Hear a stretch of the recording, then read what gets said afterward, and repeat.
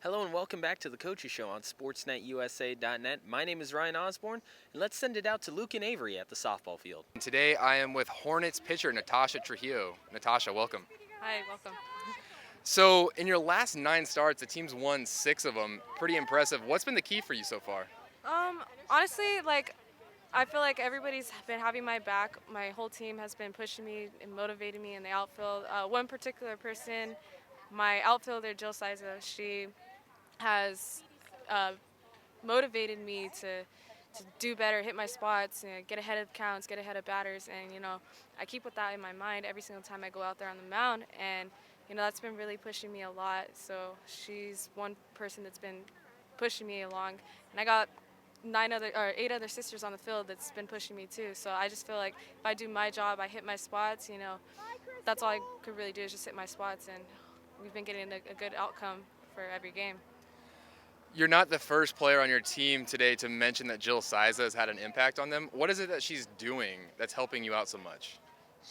The way she approaches people, like she approaches them like with a good mentality. She only wants the best for that person. So, she's my center fielder. She's always diving and she's always making great plays for me, and she always has my back. She always reminds me that she has my back. That makes me want to have her back. So, today was a tough 10-3 loss, but your team has won 10 out of the last 13 games. You're on a hot streak. You've climbed to 4th in the OEC, and you're only 1 game behind Saddleback. What has spurned this, hot streak? I think we have been focusing on mechanics more. Me personally, I've been working hard in the bullpen. We've been all hitting more. Obviously, we're at, like all of our batting averages have climbed. I think as a pitching staff, like we have all been having each other's backs, and I think that's what's been helping us win. We all have each other's backs, and we've all been picking each other up. So. Well, you mentioned the pitching staff. You're actually 5th in the conference in strikeouts. I think you're up to 47 now. So are you working the counts better? What's the success there? I'm eliminating the walks mainly. I've been working on getting ahead of batters and, just going right after batters and not getting behind in the batters. So I think that's what's mainly been helping me. So in this game today, you started, came out in the 4th inning, then came back later on in the 5th. What is it like? That's got to be a unique experience to start a game and then get 4 outs off and then to finish it. Yeah, when I got taken out, I really thought about everything that happened that inning. I shook it off. And when I came back, I just wanted to prove a point. I wanted to go out there and finish the game for my team. I wanted to give us a fighting chance. Even though whatever the score was, I wanted to just go out there and do my job and continue to do my job even though we had that rough inning. I wanted to pick everybody up and show them that I can. I am capable of shutting down this team. And can you tell us what's the difference in your mentality between being a starter and then a reliever? As a starter, I'm just looking to get right off the bat. I'm looking to get zeros. Keep us close in the game. That's basically my mentality for starting games from relieving. When I'm relieving, I have the mentality of picking up that pitcher. I want to go in there and have their back because I know when I'm starting, I get in tough situations and they come in for me. I want them to have my back as well. So that's kind of what I go in for. And now with this hot streak as of late, you guys have a real shot at the playoffs, but you're mostly a younger team. It's actually 12 freshmen. Do you think the youth here is going to be a detriment, or do you think it actually helps you? I think it actually helps us because, being that we're all freshmen, we want to go out there and make a name for ourselves. So when we're coming into our sophomore year, we have all this experience, and I think that's good that we're such a young team. It shows that we're able to play at this level.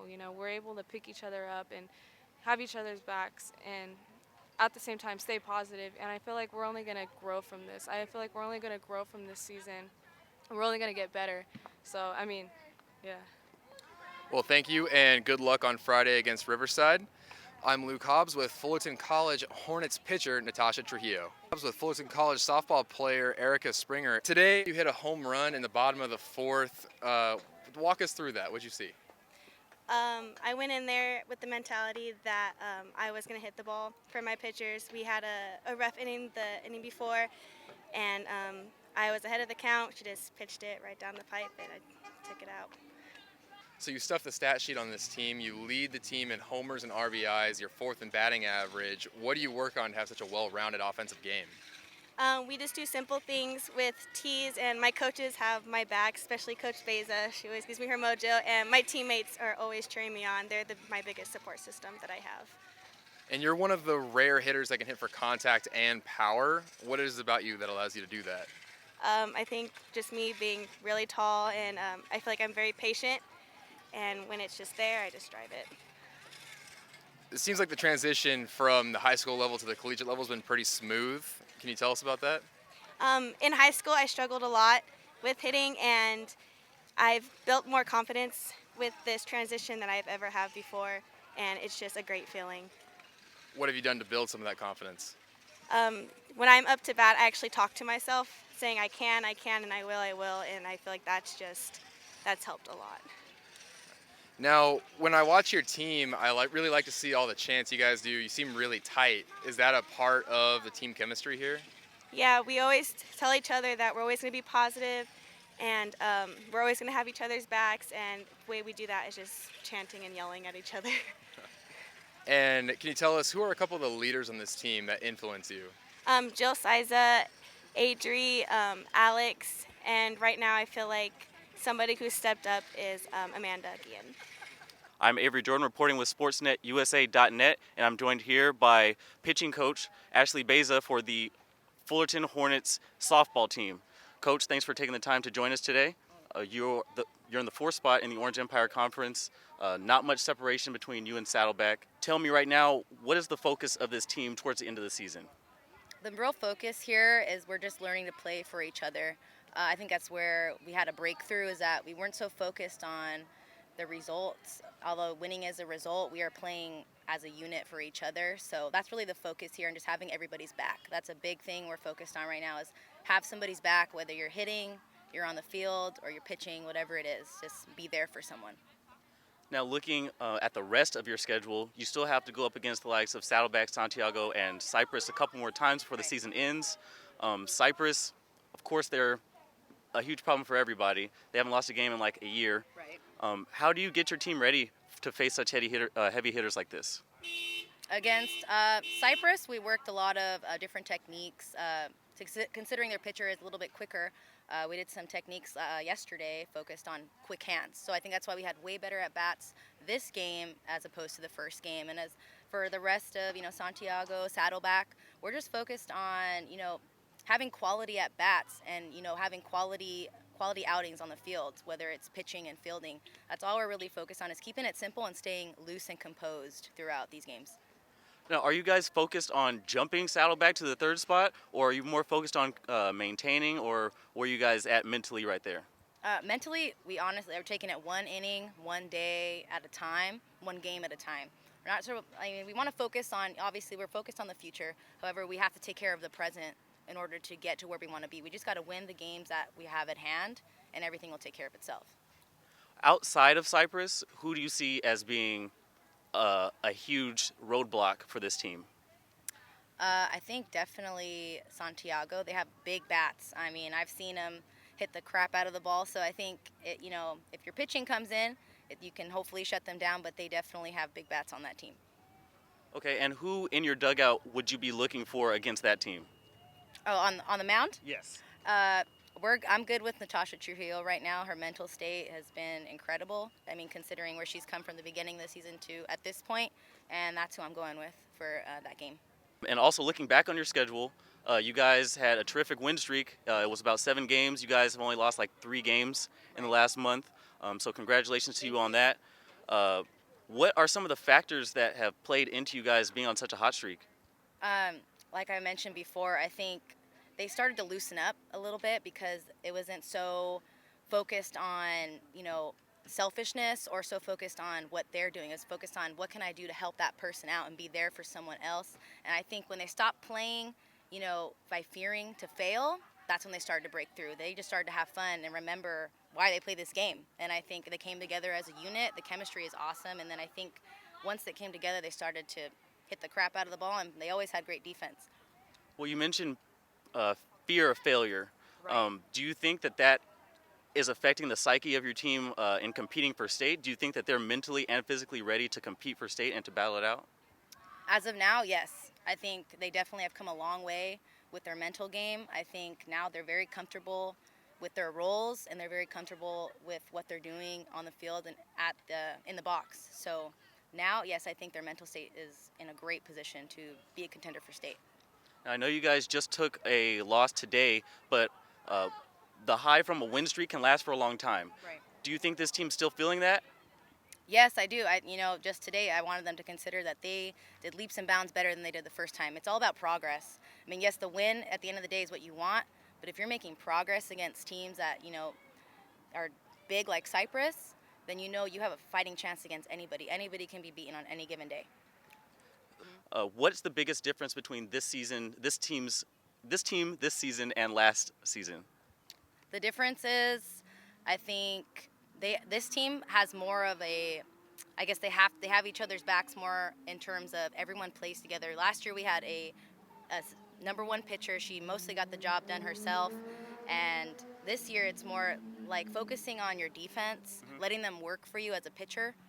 And in my opinion, I think we have like the best lineup. The hitting on this team is incredible. So I think that's a big difference, is that on the field we got to play for each other, make the plays behind our pitcher, and the hitting is just going to take care of itself. These girls are great. Okay, well, thank you again for taking the time to join me. Once again, I'm Avery Jordan here with the Hornets pitching coach right here on SportsNetUSA.net. Fullerton College right now sits at 17-15 overall and 7-7 in Orange Empire Conference play. Prior to their most recent 2-game losing streak, they were on an absolute tear. The Fullerton College softball team had won 10 out of 11, and that included a streak of 7 straight wins, including a win over second-place Santiago Canyon right here at Fullerton College. Fullerton College, however, they did stumble earlier on in this week. They lost against Cerritos and also against Cypress. However, they're going to have a chance to be able to make up some ground in the Orange Empire Conference, as they're going to play the team directly below them, Riverside City College, who is sitting at 7-7 in Orange Empire Conference play. They'll play them here at Fullerton College on April the 7th at 2 p.m. here at Fullerton. Then they're going to face their old rivals, the nemesis, Santa Ana College, here at Fullerton also. That'll start next week. Santa Ana College sits at 7-6 in the Orange Empire Conference standings, just one half game over the Fullerton College Hornets at the moment. The remaining 8 games for Fullerton College on their schedule, it's gonna be tough, as they have to face 3 of the top 6 teams in the entire state of California in Mount Sac, Cypress College, and Santiago Canyon in succession. All of those are also going to be away games for the Fullerton College Hornets, so it doesn't really get much easier for the Hornets coming up to finish off the regular season. However, if there's one person who believes in the Fullerton College chances, it's the one guy who was able to predict that Fullerton College would win the national championship in football. He made his prediction prior to the championship game against American River, and that's none other than Emmett Pavlovich, grandson of our very own Mark Pavlovich. We got word from Mark that Emmett does like the chances of the Fullerton College softball team going into these final 8 games. If there's anyone who can predict something, it is Emmett himself. Don't forget, the Fullerton College Hall of Fame dinner will be taking place on April the 7th at 5 p.m. Names like Ron Johnson, Steve Kiefer, and Julie Poulos will all be inducted into the Hall of Fame. And if you're wondering what makes this Fullerton College Hall of Fame so special, it's previous people who were inducted, such as Hal Scherbeck, Al Fiola, and Steve DeBerg, who were all brought into the Fullerton College Hall of Fame. If you want more information on the Fullerton College Hall of Fame ceremony, like when and where it's going to take place, you can go and check out the Fullerton College Athletics page at fchornets.com. Once again, that is fchornets.com. Go ahead and check out the Hall of Fame tabs. We'd like to thank Emmett Pavlovich for being here on the Coaches Show, in addition to the coaches and players of softball here on SportsNetUSA.net. For Avery Jordan, Luke Hobbs, my name is Ryan Osborne, and this has been the Coaches Show on SportsNetUSA.net.